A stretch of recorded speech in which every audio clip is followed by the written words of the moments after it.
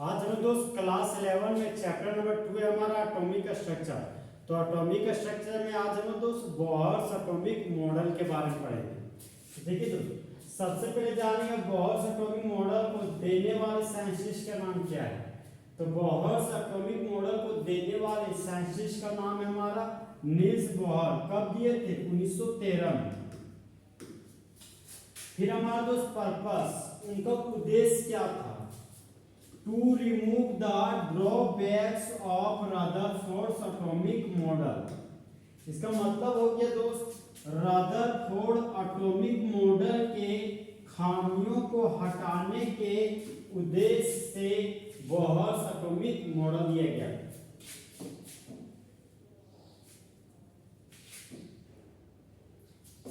फिर next point है हमारा दोस्त, it was based on Rutherford model and Planck's quantum theory. मतलब बोहर्स एटॉमिक मॉडल हमारा दोस्त आधारित है रदरफोर्ड एटॉमिक मॉडल और प्लैंक्स क्वांटम थ्योरी पर।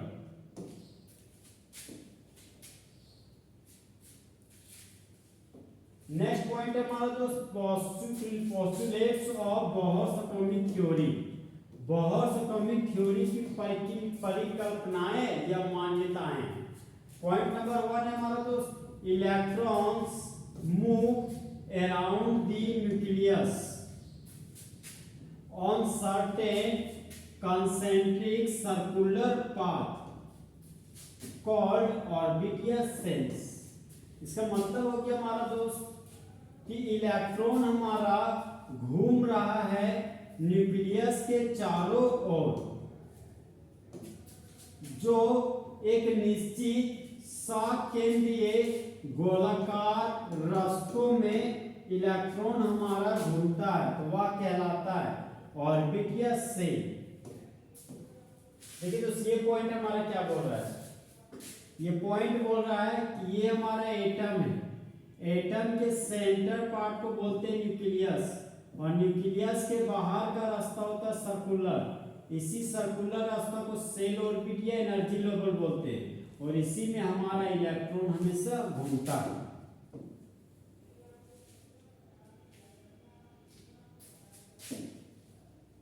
इसी का यहाँ पर फिगर बनाया गया दोस्त, ये न्यूक्लियस है और ये हमारा सेल ऑर्बिट या एनर्जी लेवल है। तो सेल को हम दोस्त कक्ष बोलते हैं, सेल को हम लोग कोश भी बोलते हैं। अब दोस्त नेक्स्ट पॉइंट में आते हैं। पॉइंट नंबर 2 है हमारा दोस्त, an electron has fixed amount of energy in a particular shell या ऑर्बिट। एक इलेक्ट्रॉन के पास निश्चित मात्रा होती है एनर्जी का एक खास ऑर्बिट या सेल में घूमने के लिए। और दोस्त नेक्स्ट पॉइंट में आते हैं। पॉइंट नंबर 3 है हमारा दोस्त, when electron jumps from one orbit to another orbit, then there is exchange of energy takes place। इसका मतलब हो गया दोस्त कि जब इलेक्ट्रॉन कूदता है एक ऑर्बिट से दूसरे ऑर्बिट पर, तब यहां पर ऊर्जा का आदान प्रदान होता है।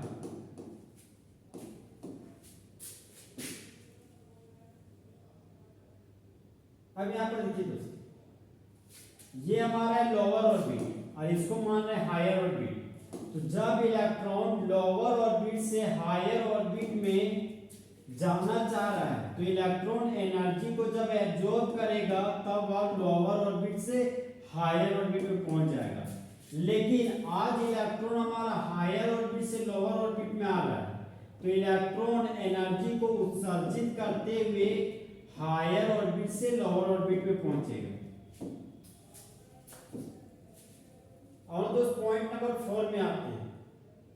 पॉइंट नंबर 4 बोलता है the exchange of energy takes place discontinuously in the form of a small energy packets।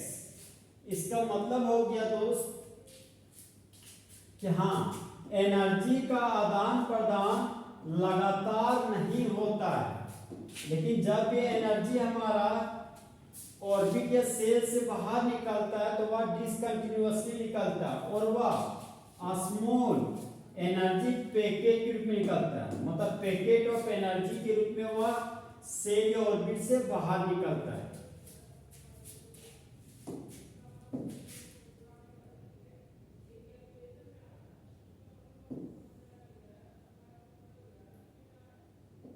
Point number 5 है हमारा दोस्त the electrons move only on those orbits in which angular momentum of electron is whole number multiple of।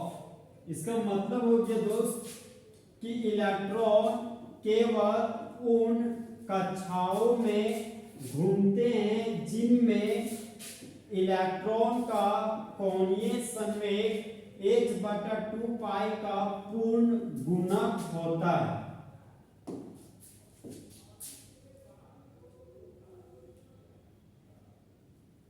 अब यहाँ पर देखिए दोस्तों, angular momentum को बोलते हैं कोणीय संवेग। तो एंगुलर मोमेंटम बराबर हो गया n गुना h/2 पाई। एंगुलर मोमेंटम का मतलब ये दोस्त मास गुना वेलोसिटी गुना रेडियस को बोलते हैं हम लोग एंगुलर मोमेंटम। और एंगुलर मोमेंटम बराबर हो गया आपका nh/2 पाई। जहां पर m का मतलब हो गया मास ऑफ इलेक्ट्रॉन, v का मतलब हो गया वेलोसिटी ऑफ इलेक्ट्रॉन, r का मतलब हो गया रेडियस ऑफ ऑर्बिट और h है हमारा दोस्त प्लैंक्स कांस्टेंट। जहां पर n का वैल्यू मतलब n हो गया हमारा ऑर्बिट नंबर, सेल का नंबर। तो ऑर्बिट का नंबर फर्स्ट ऑर्बिट हो सकता है, सेकंड ऑर्बिट हो सकता है, थर्ड ऑर्बिट हो सकता है। चाहे ब्रॉडवुड का मतलब कि वो हमारा इनफिनाइट ऑर्बिट हो सकता है, लेकिन वह हमारा पूर्ण संख्या में हमेशा होना चाहिए।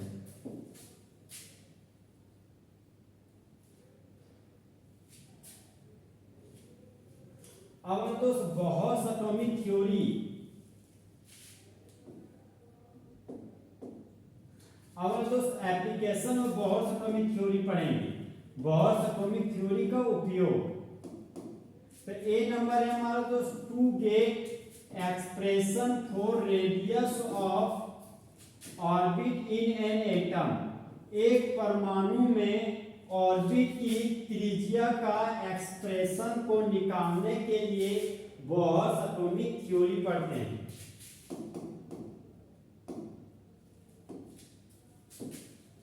अब लोग दोस्त नेक्स्ट यूज में आते हैं। नेक्स्ट हमारा to get expression for energy of moving electron. घूम रहे इलेक्ट्रॉन का एनर्जी को निकालने के लिए हम लोग जिस एक्सप्रेशन को पढ़ते हैं वह हम बोहर्स एटॉमिक थ्योरी की मदद से पढ़ते हैं।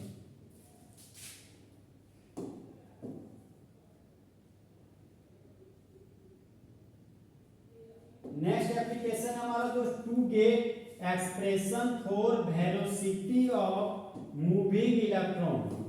घूम रहे इलेक्ट्रॉन को वेग का फॉर्मूला कैलकुलेट करने के लिए हम लोग बोहर्स एटॉमिक थ्योरी का एप्लीकेशन पढ़ते हैं। हम लोग दोस्त नेक्स्ट एप्लीकेशन में आते हैं।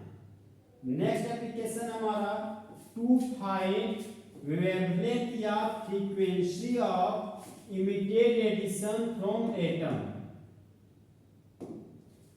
परमाणु से उत्सर्जित विकिरण का आवृत्ति और तरंगदैर्घ्य को निकालने के लिए हम लोग बोहर्स एटॉमिक थ्योरी का एप्लीकेशन पढ़ते हैं। तो इस तरह हमारा दोस्त Bohr's atomic theory full HD में खत्म हुआ। तो दोस्त चिते की चाल, बास की नजर और हिमांशु कुमार के सॉल्यूशन पर कभी शक नहीं कह सकता।